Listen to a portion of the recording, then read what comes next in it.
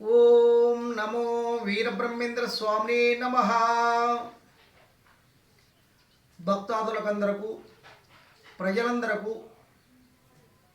విజ్ఞప్తి. ఈ వీడియో ఎందుకు చేస్తున్నామంటే ప్రజలు బాగుండాలని ఈ వీడియో చేస్తున్నాము. మరి ప్రతి ఒక్క ఈ భూమి మీద పుట్టిన ప్రతి ఒక్క మనిషి, ప్రతి ఒక్క మానవుడు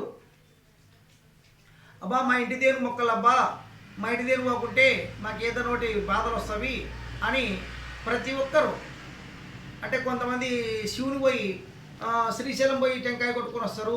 అంటే మనల్ని చూస్తున్నాడని, అంటే మనం కొట్టే టెంకాయ మనము శ్రీశైలం పోతే శ్రీశైలం మల్లికార్జున స్వామి, శ్రీశైలము శివుడు మనల్ని చూస్తున్నాడని మనము టెంకాయ కొడుతున్నాం. చూస్తున్నాడు కదా, నమ్మకం.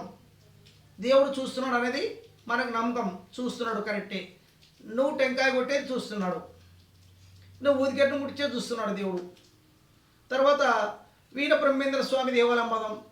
వీరబ్రహ్మేంద్ర స్వామికి మొక్కుంటాం, ధ్యానం చేస్తున్నాం, మనల్ని చూస్తాడని మనం టెంకాయ కొడుతున్నాం, ధ్యానం చేస్తున్నాం, ఊదిగడ్డలు ముట్టిస్తున్నాం, నైవేద్యం ఇస్తున్నాం. తర్వాత కొంతమంది తిరుపతి వెంకటేశ్వర స్వామి పోతారు. మేము మా వెంకటేశ్వర స్వామి పోయేస్తాము, మా వెంకటేశ్వర స్వామికి మేము పోకుంటే బాగుంటుందని కొంతమంది లక్ష్మీ నరసింహస్వామి పోతారు, కొంతమంది ఉరుకుందీర స్వామి పోతారు. అంటే మా దేవుడు మమ్మల్ని చూస్తున్నాడు, మనం పోకుంటే మాకు ఏదో ఒక హాని కలుగుతుంది, మా దేవుని పోయి బియ్యం బాయలు ఇచ్చిన వల్ల, మరి టెంకాయ కాయకర్పూరం ఇచ్చిన వల్ల మా దేవుడు మమ్మల్ని చూస్తున్నాడని మనం మొక్కుతున్నాము, పోతున్నాము. తర్వాత మా ఇంటికి మా దేవత సుంకులమ్మ ఉంది, సుంకులమ్మ, మారియమ్మ, పోలేరమ్మ ఉంది. మా ఇంటి దేవునికి మేము, మా ఇంటి దేవతలు వాళ్ళకి టెంకాయ కొట్టాలా, వాళ్ళు మమ్మల్ని చూస్తారని నమ్మకంతో ఈ భూమి మీద పుట్టిన ప్రతి ఒక్క మనిషి నమ్మకంతో మన ఇంటి దేవుళ్ళకి, మన దేవుళ్ళకు, మనం ఇతర దేవుళ్ళకు కూడా మొక్కుతున్నాము.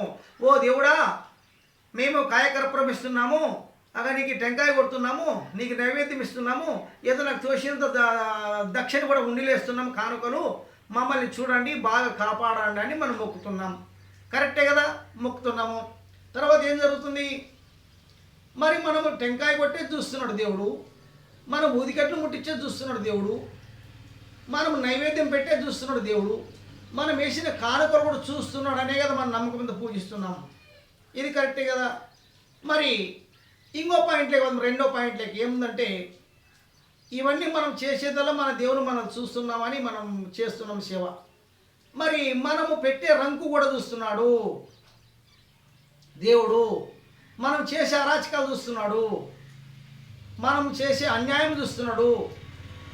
అంటే నిరుపేదల రంకులు పెట్టేది చూస్తున్నాడు, వాళ్ళ సేను ఆక్రమించుకునేది చూస్తున్నాడు. నిరుపేదలు ఇత్తనం వేసుకొని బతికే సేన్ని ఆక్రమించుకొని మనం ఇత్తనం వేసుకుంటున్నాము, అది చూస్తున్నాడు. తర్వాత ఒక దేవాలయం రంగు పెట్టేది చూస్తున్నాడు, మరి ఒక పూజారికి రంగు పెట్టేది చూస్తూనే ఉన్నాడు దేవుడు. అంటే మనం టెంకాయ కొడితేనే చూస్తాడు కదా, మరి మనం చేసే అరాచకం పనులు చూడడంటావా? చూస్తాడా? టెంకాయ కొట్టేదే చూస్తున్నాడు దేవుడు. మనం నువ్వు చేసేది, నేను చేసేది, నువ్వు చేసేది, ప్రజలు చేసేది, అజ్ఞానందకారంలో చేసే తప్పులు దేవుడు చూస్తూనే ఉన్నాడు. ఆ పరమేశ్వరుడు గమనిస్తూనే ఉన్నాడు. ఆ దేవతలు, సర్వదేవతలు మన మీద దృష్టి పెట్టే ఉంటాడు.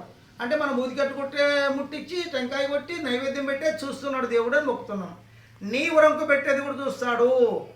నీవు ఏ దేవునికి రంకు పెడుతున్నావో, ఏ గుడికి రంకు పెడుతున్నావో, ఏ నిరుపేద రంకు పెడుతున్నావో, ప్రజలకు రంకులు పెడుతున్నావు, నువ్వు చేసే అరాచకాలు, నువ్వు చేసే మోసాలు, నువ్వు చేసే తప్పుడు నడకల్లా దేవుడు చూస్తూనే ఉన్నాడు.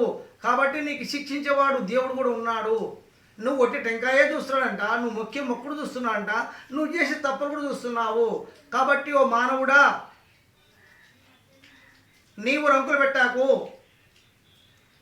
నువ్వు కొట్టే టెంకాయ నేను చూస్తున్నా దేవుడు అంటున్నాడు. అప్పుడు నువ్వు నాకు కొట్టే టెంకాయ చూస్తున్నా, నువ్వు పెట్టే నైవేద్యం చూస్తున్నా, స్వీకరిస్తున్నా, నువ్వు వేసే ధూపదీపే నైవేద్యాలు కూడా నాకు ఆనందకరం ఉంది.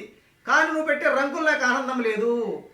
అగో, నిరుపేదల్ని ఆస్తులు ఆక్రమించుకున్నావు, నిరుపేదల భూములు ఆక్రమించుకున్నావు, దేవుని స్థలాలకు రంగు పెడుతున్నావు, దేవుని గుళ్ళకు రంగులు పెడుతున్నావు, నీతి నిజాతిని పూజారులకు రంగు పెడుతున్నావు.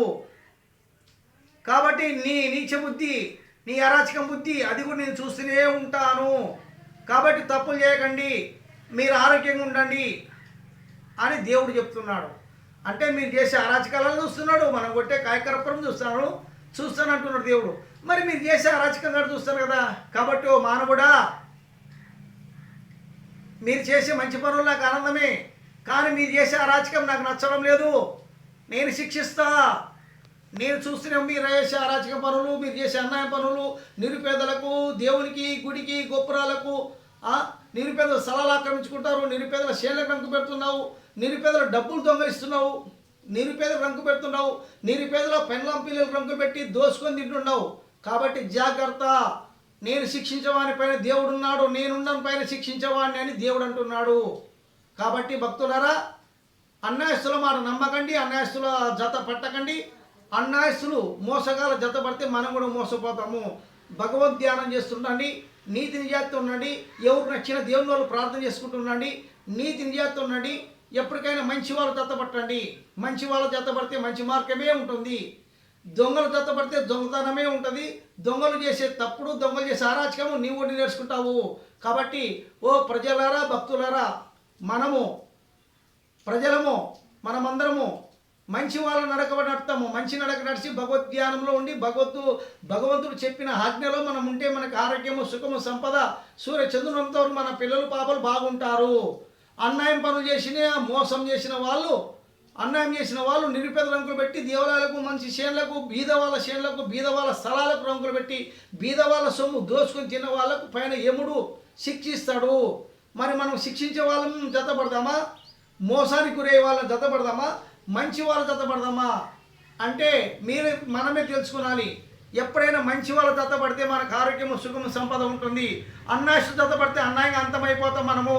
కాబట్టి భక్తులారా, ఎవరి భగవద్గీతలో చెప్పినాడు, కాలజ్ఞానంలో చెప్పినారు, శివపురాణం, విష్ణు పురాణం, అన్ని పురాణాల్లో ధర్మాన్ని ఆచరించండి, ధర్మమే మిమ్మల్ని కాపాడుతుంది.